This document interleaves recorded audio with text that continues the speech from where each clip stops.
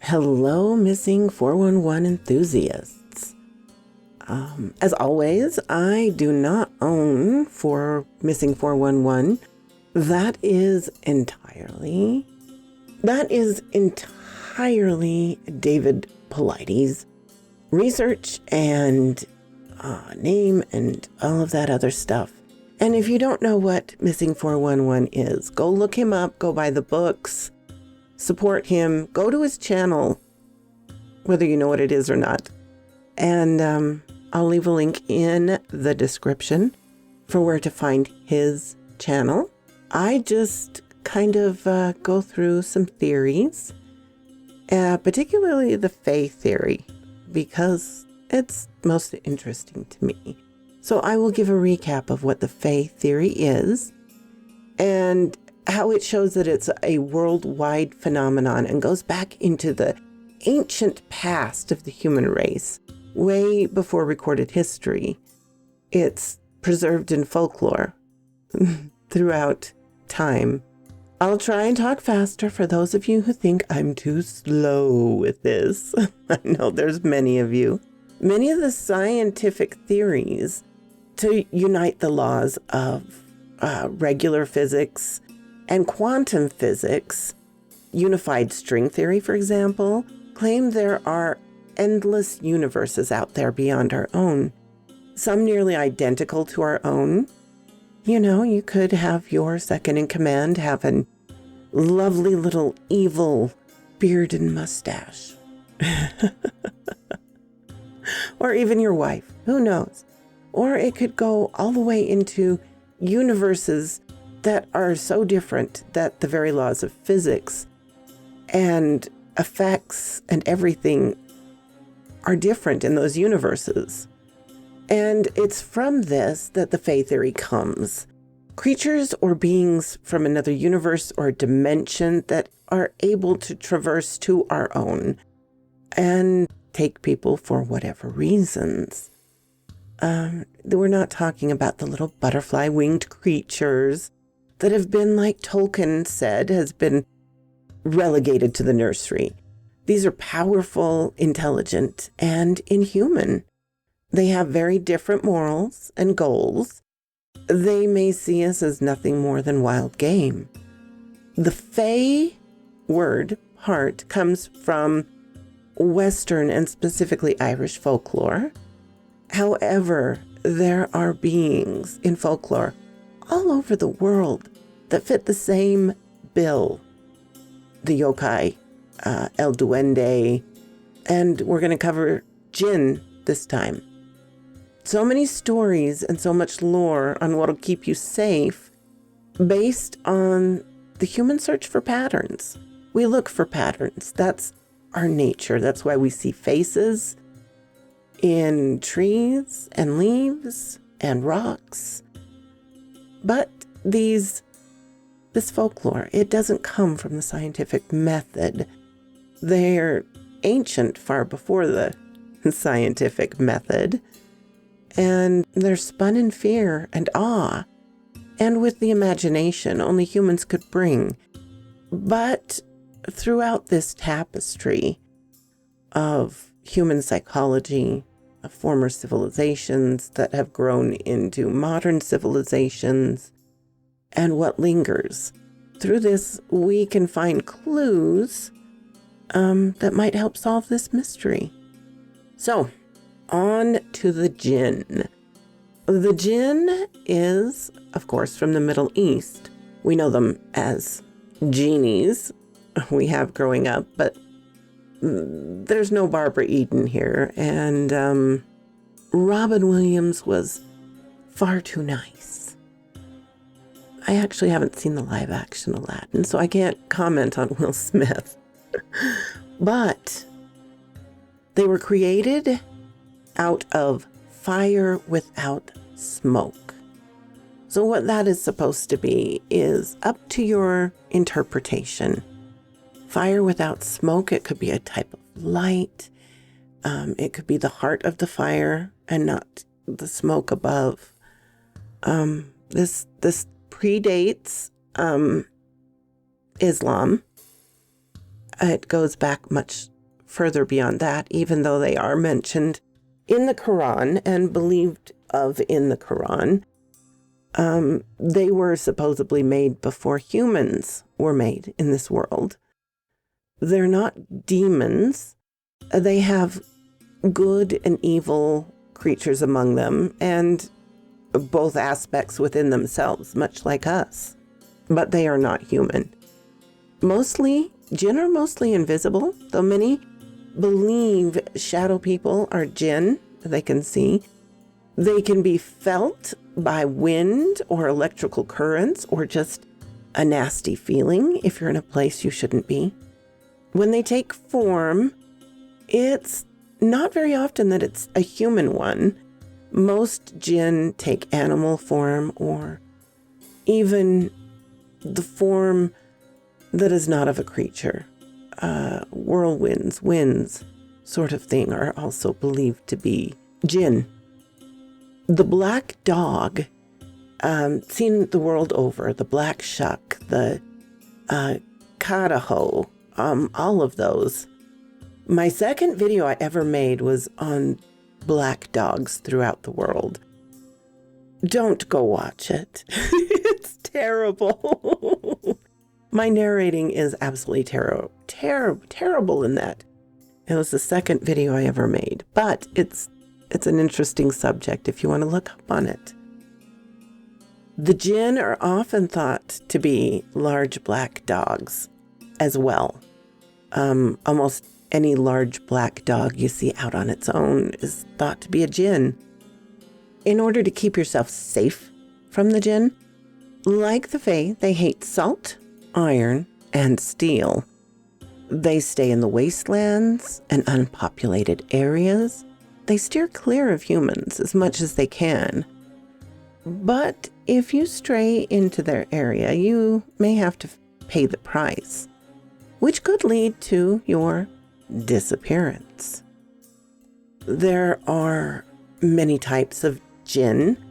The ghoul, which, like the Western ghoul, likes to eat people and drink blood. But they don't just stick to the dead as we see them.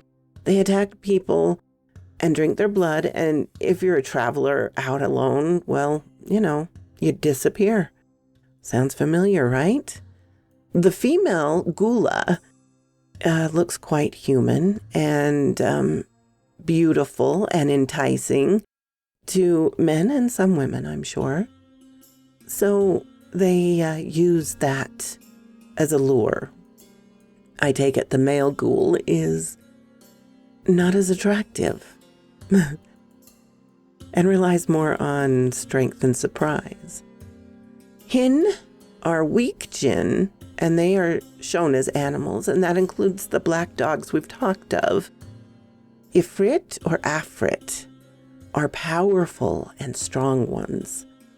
One worked for King Solomon and fetched the Queen of Sheba's throne for him. But they are very difficult to control, and most often they are evil. Jann are shapeshifters of the desert, and they take the form of whirlwinds and white camels most often. They're neither good nor bad, and they will either hide an oasis or lead a traveler to an oasis, depending on how much they like them. Marid or blue jinn, which are the sort we see in the Aladdin stories, are the wish granters. They are greatly powerful, but very deceitful. They've served kings and priests in stories for ages past. And so, something to be careful of. Nas are half human, half animal jinn. They're chimeras.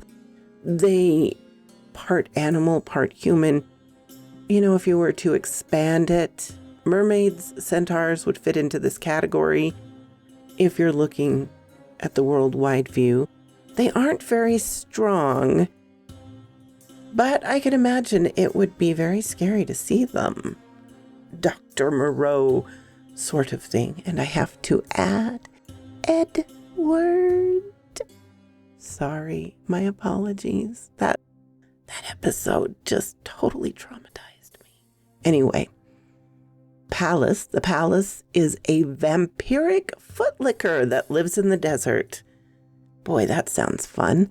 It is not very intelligent and can be easily outwitted, according to the stories. It attacks sleeping people and drains their blood by licking the soles of their feet. Good thing I'm ticklish. It can be fooled by two people sleeping end to end with the soles of their feet together or under each other's head. Under each other's head. I didn't vet that. That doesn't make much sense. Then we have the shaitan, who are just evil and malevolent jerks and pretty close to demons. And the word is where we get the term Satan from. The sheikh, Shiqq, is a lower form of jinn, half creature, or literally only half formed, and thus monstrous in appearance. Quasimodo. The Aswang with her missing lower body could also be part of that, I suppose. The Salat are expert shapeshifters and the smartest of the jinn. They can mimic humans very easily and are very hard to spot. So, somebody you definitely need to take note of. The jinn are also denoted by a color system, as a class system sort of thing. The blue are older, intelligent jinn, often ambivalent about humans. They could take us or leave us. Some probably are not too fond of us. Yellow are leaders of families and small clans. Less powerful than blue, but more powerful than green. Green are young and immature jinn, often playful and mischievous. Black are powerful jinn and thought to be kings. It's not known if there's one king or many. The red are hostile and aggressive jinn. And I noticed that Disney went with that. When Jafar became a genie, he was red. And he was also hostile and aggressive. The jinn are super strong, super fast. They're shapeshifters, they're telepathic, they're agile, and are basically immortal as long as they're not killed. And like the stories we all grew up on, yes, they grant wishes. But, as in all folklore, there's a price for each wish. Like dealing with the devil or the monkey's paw, there could be a horrifying twist to the wishes as well. So it's not something to enter into lightly. Now, some stories that show how the jinn could be tied to the missing 411 phenomenon. The first is a very old story about a man who was kidnapped.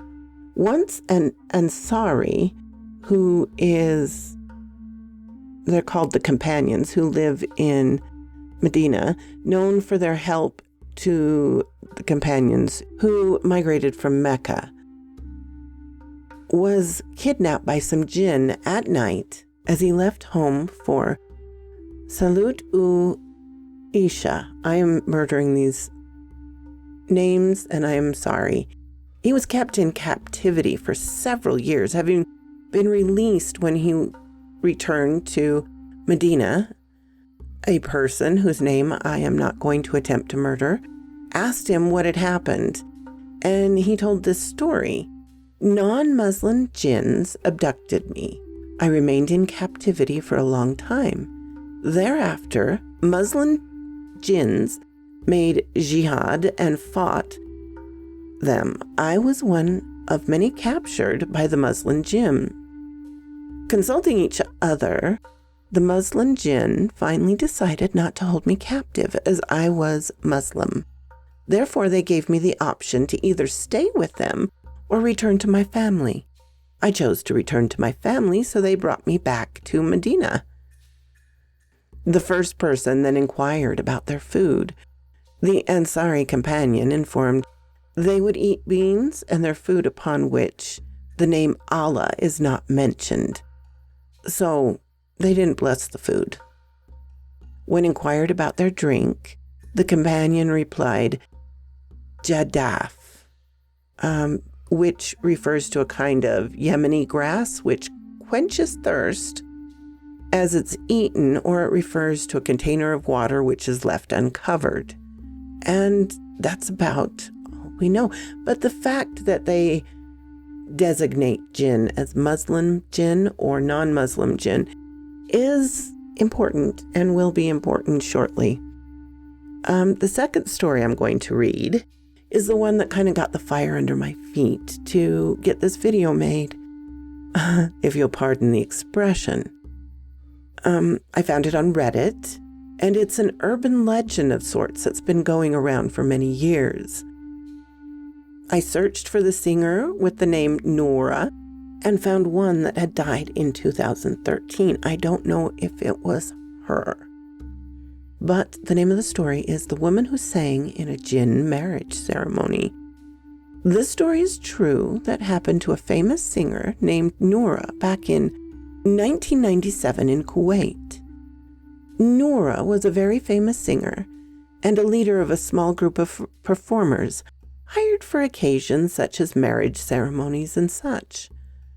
One day she had a call from a stranger, like every other day, who wanted to hire her band for his daughter's marriage. She accepted, and he gave her the address. Back in 1997, most of the Kuwaitis used to do their marriage ceremonies in their homes. The awaited day came. Nora and her band followed the details of the address to a mansion outside the city in the middle of nowhere. But the band didn't think much of it, as it wasn't the first time they'd performed in such a place. So they went, got greeted by the owners, and then at 10 p.m. started getting ready for the show. It was 10:30. Guests started showing up. One after another, they stormed the mansion, though it felt like they were hopping out of thin air. Nora and her friends didn't make much of it, as the mansion was too big and had many entrances. There was just too many of them. 11:30, things started to get really weird. Nora and her friends saw the guests dancing, moving in such a way like they'd never seen before. Their moves were hypnotizing and downright creepy. It was then Nora and her friends knew something was wrong and something was going on. Some of the guests went to greet Nora and her friends. Nora felt that the skin on these guests was hot and hard, but she thought nothing of it, as it was summer and it was hot inside. Weird enough, Nora looked at her friends as she was having this blank look on her face. She felt what Nora felt as well. Oh, with only her eyes, she told her not to make much of it and just to continue playing. Midnight, things went from creepy to, I can't believe my own eyes anymore. The guests, the owners, they are not human anymore. Legs and hands like those of a sheep, dancing non-stop. Nora and her friends couldn't believe what they were witnessing. Nora was shaking, and her voice was too, as she looked at her friends with dead looks on their faces, half of them ready to storm out and the other half ready to lose consciousness. Nora told them to endure it, not to leave, and to act normal. She feared for her friends and herself should they make a scene. The band kept on playing on and on. They didn't believe what was going on, nor knew what they should do. Fear shackled them to that place. They only knew that they were trapped. 3 a.m., the witching hour. The light suddenly went off. You couldn't hear a sound anymore. They felt as if they were the only people inside that mansion. They felt as if they were performing in the dark all along. The temperature dropped from hot to freezing.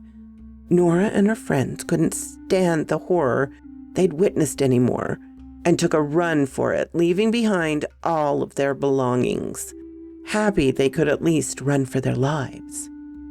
It was later they knew that the mansion was abandoned 10 years ago and that nobody lived there ever since. Though it still looked well maintained, it was later they knew. They were attending a Djinn marriage ceremony. Some would say Nora and her friends made this story up for fame and fortune. They would be wrong, for that was her last performance. She retired after the incident. I'm doing these in the order they occurred. This one from 97, it sounds so familiar to those familiar with the Fae of the British Isles. Something like that happens quite often. You're in the midst of revelry, and often the Fae are known to love talented musicians and music and abhor terrible ones. So this seems to fit right in with this version of the Djinn. The last one here is from a news story in 2015. Gilgit. Authorities plan to exhume the body of a 4-year-old boy who is said to have been abducted and killed by Djinns in a small town of Gilgit, Baltistan. The body would be exhumed for an autopsy as the relatives had buried the boy without following legal procedure for murder cases. District administration officials said Ahmed went missing nearly 2 weeks ago from the small village of Chileas, a town in Dimer Valley of GB, and his mutilated body was found dumped in a nearby forest. The family neither registered a police case nor took the body for post-mortem after a Rawalpindi-based exorcist, Kwai Mazurul Haq, told them the boy was killed by supernatural forces. Speaking to the Express Tribune, Dimer Deputy Commissioner Usam Ahmed said he told the police to seek permission from a court to exhume the boy's body. The cause of death can't be determined without an autopsy, he added.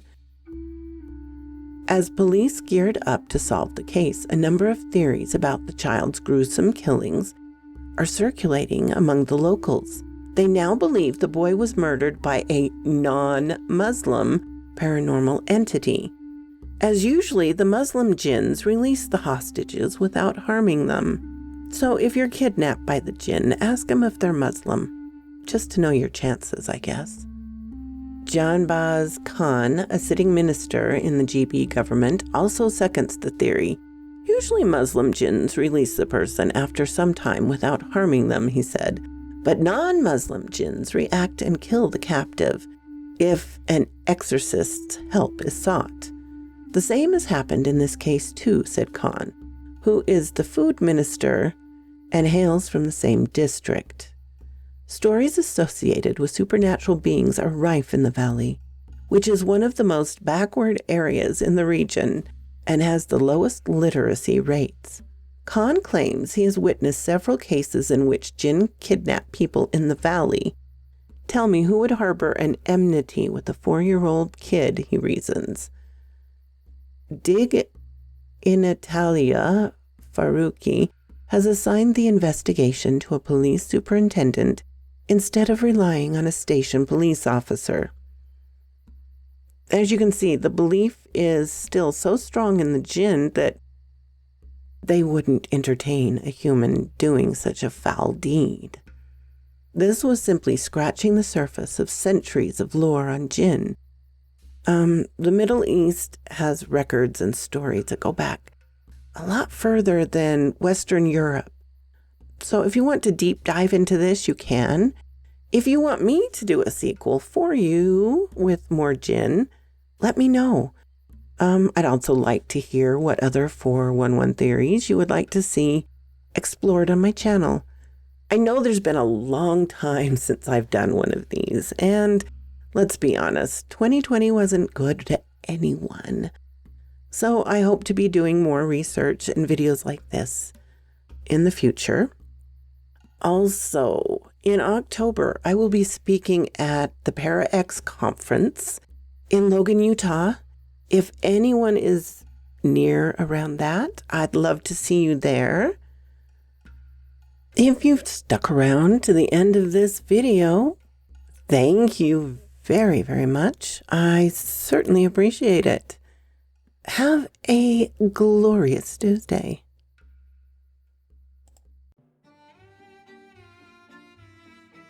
Thank you so kindly for stopping by my chateau, my darlings. It does mean so much to me. Please, if you have not subscribed, as many of you have not, please do so. Give me a like so I know what you would like to hear. And comment. I always love to read your comments. And special thanks to my Patreon and membership supporters. Ciao, darlings.